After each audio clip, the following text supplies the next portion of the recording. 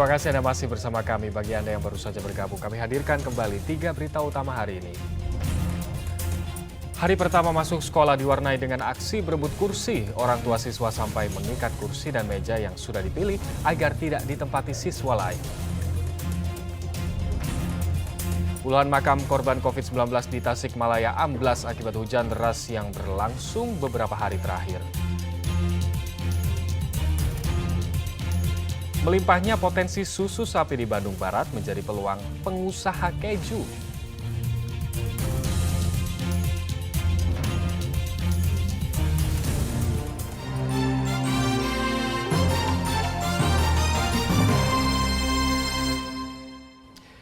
Ya, selain daerah wisata, kawasan Lembang, Bandung Barat juga dikenal sebagai sentra penghasil susu sapi segar. Melimpahnya potensi susu sapi membuat seorang ibu rumah tangga membuat keju rumahan.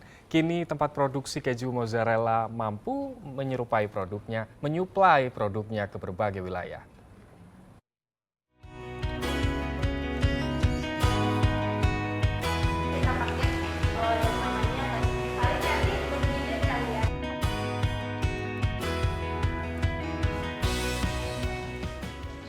Siapa yang tak suka dengan keju mozzarella?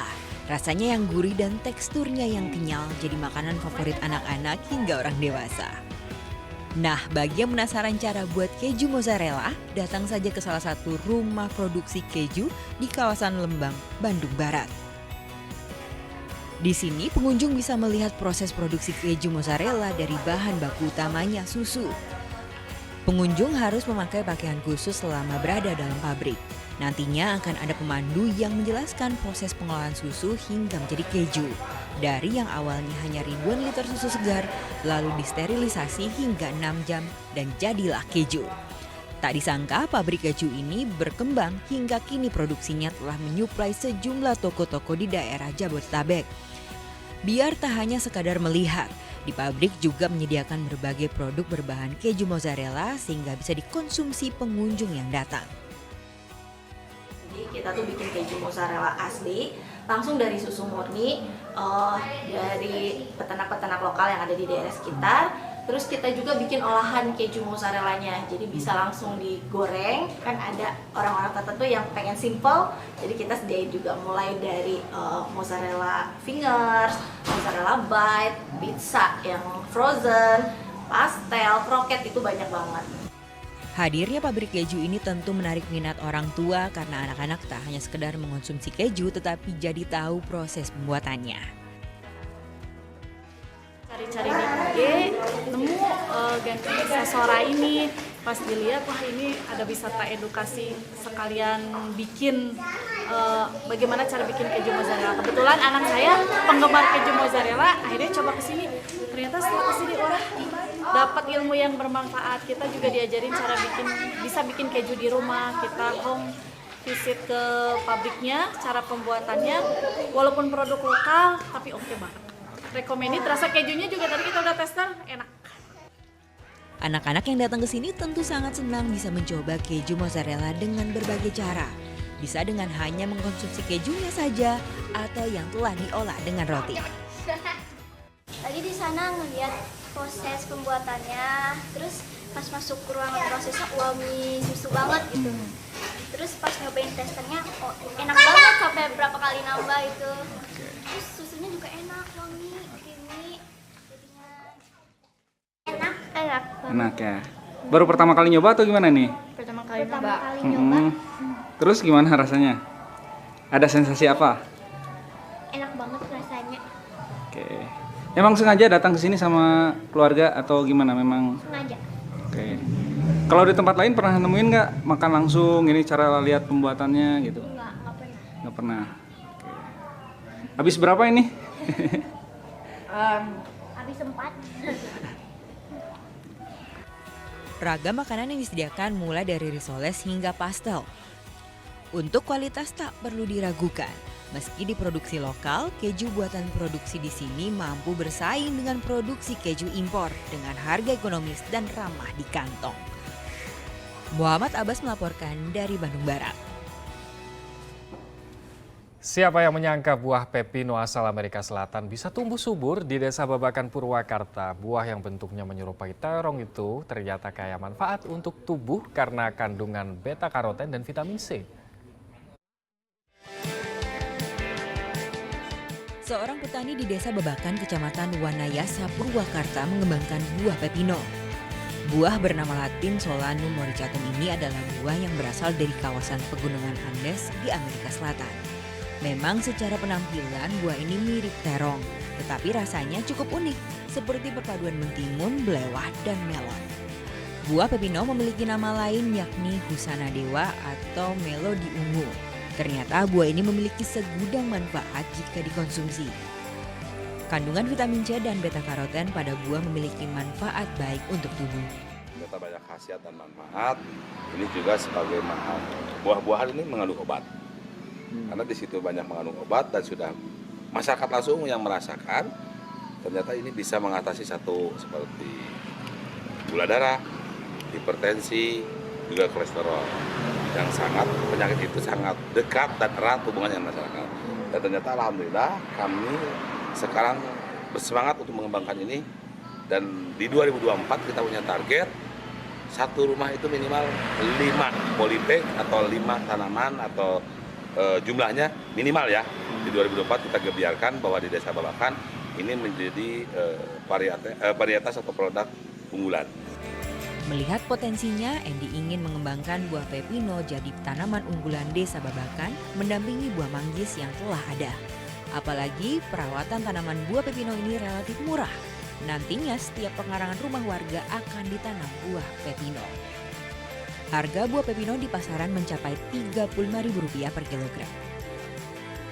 Zainal Arifin melaporkan dari Purwakarta.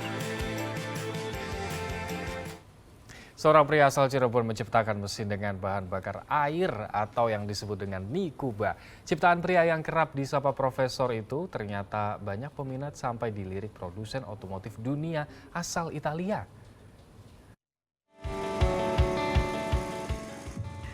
Beginilah cara kerja Nikuba karya Arianto Misel saat dihubungkan dengan mesin diesel atau genset. Mesin yang biasa berbahan bakar solar bisa dijalankan dengan menggunakan air setelah dihubungkan dengan Nikuba. Penemu Nikuba mengklaim dengan hanya menambahkan air, pemakaian mesin bisa mencapai 8 jam. Nama Nikuba berangkat dari singkatan Niku Banyu atau itu air. Pria 60 tahun ini mengatakan kinerja Nikuba dengan mengkonversi air menjadi hidrogen dengan menggunakan senyawa yang dirahasiakan formulanya. Air yang diproses Nikuba akan menghasilkan hidrogen untuk pembakaran mesin kendaraan. Karya yang telah dikembangkan beberapa tahun terakhir ini dinilai lebih efektif bekerja dibandingkan BBM. Bahkan hidrogen dalam Nikuba memiliki daya ledak lebih tinggi yang membuat mesin responsif. Pengaruhnya sangat luar biasa. Dan di Kodam itu kalau nggak salah udah terkirim ada 40 unitan kalau nggak salah. Yang menggunakan Nikuba ini? Iya, sampai sekarang. Malah kemarin tambah lagi 20 itu untuk dipasang di mobil. Sifatnya buat penghematan. Buat suplemen untuk di mobil itu. Ini irit Pak Haji ya? Irit, iya. Untuk 1 liter air itu berapa kilo kira-kira Pak Haji? Kalau untuk 1 liter air, kalau untuk penghematan yang terakhir dipasang ini itu bisa lama ya, karena dia sifatnya suplemen aja gitu.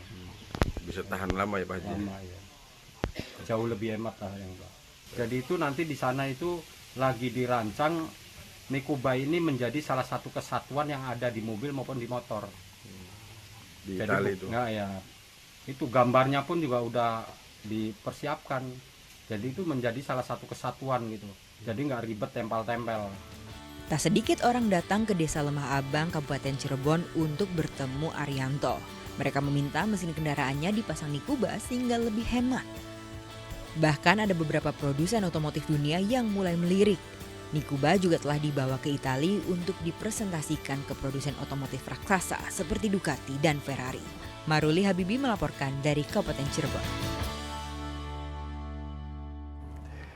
Pertunjukan wayang golek menjadi menarik dan seru di tangan pemuda asal kota Bandung. Tidak hanya memperkenalkan wayang lewat pertunjukan, ia juga meluangkan waktu mengajarkan cara menjadi dalang kepada anak-anak. Pagi-pagi nih, pemanasan dulu ah. Hap, wait, tap, up, sat, hap, wait, white, hap, capek. Ayo guys, nama saya Ki Dalang Irfan Wawan Dede Amung Sutarya sebagai Dalang Muda Wayang Golek Bandung.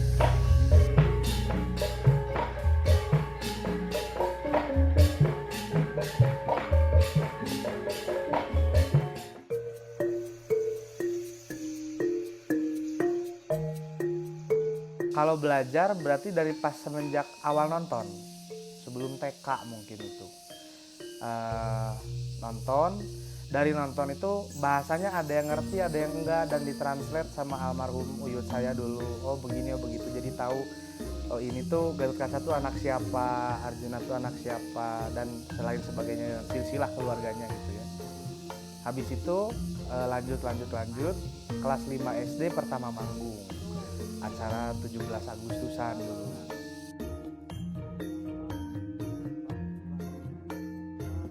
Iya, jadi kalau untuk cerita wayang itu memang ada yang baku, ada yang bisa dibuat gitu. Tapi dibuat juga nggak boleh keluar dari aturan yang baku tadi gitu. Contohnya kalau yang baku misalkan kayak Gatot Kaca nih, lahirnya seperti apa, dibantu sama siapa, nikah sama siapa, anaknya siapa, dibunuhnya sama siapa, dan mati seperti apa, itu udah baku. Tapi ada cerita-cerita yang dibuat, nah nggak boleh keluar dari ini. Berarti kalau nggak buat cerita, nggak boleh ngeganti kayak dibunuhnya di sama siapa, itu nggak boleh. Tapi kalau ada kejadian sesuatu apa, atau mengancam negara apa segala macam, ini turun, boleh gitu.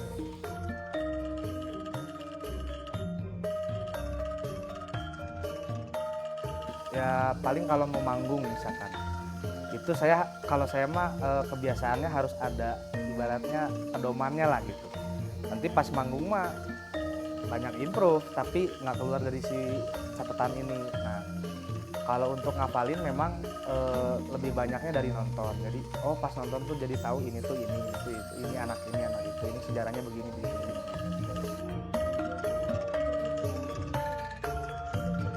Iya, jadi memang awalnya juga karena saya juga belum pantas lah kalau disebut pengajar, karena saya juga masih harus terus banyak belajar.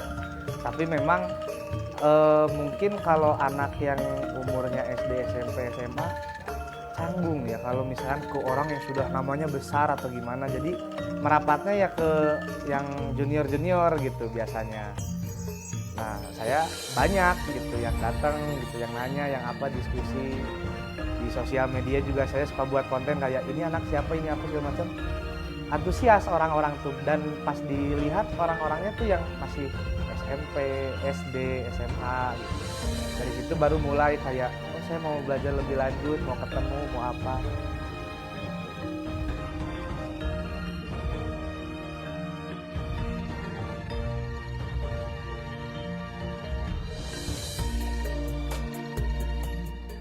Saya namanya Ata, umur saya sekarang 11 tahun di SD Taruna Bakti kelas 5. Tokoh favorit saya Gatot Kaca. Saya suka Gatot Kaca karena gagah, kuat, pemberani. Saya pertama kali belajar dan tahu wayang itu dari Saung Angklung Ujo. Menurut saya sih wayang itu bentuknya unik. Dan waktu dimainkan itu rame gitu, kayak mainin apalah boneka. Kan kalau kita mainin boneka itu laki-laki kayak aneh main boneka. Nah kalau mending main wayang daripada boneka gitu, dilaki-lakin.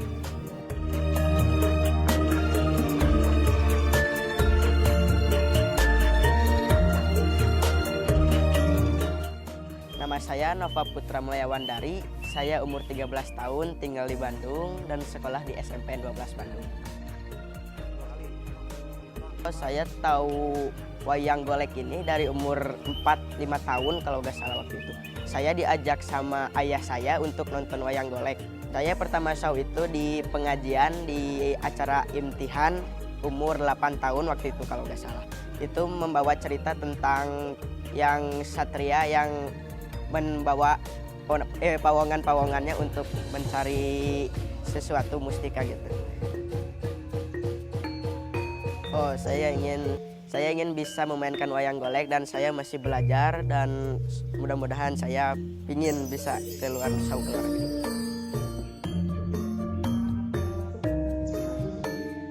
Dulu waktu maestro-maestro masih hidup, seperti ya almarhum Bapak Asep Sunandar, almarhum Bapak Dede Amung Sutarya, dan Bapak Cecep Supriyadi, itu dalang tuh jarang ada yang muncul karena yang paradigma tadi. Nggak mungkin lah gitu, nggak bisa mau ngalahin mereka apa segala macam. Setelah mereka nggak ada, sekarang mulai muncul banyak gitu. Selain anak-anaknya ya, anak-anaknya mereka udah pasti, dan di luar anak-anaknya tuh banyak yang masuk ke SMK 10 atau yang masuk ke sanggar belajar jadi bagus.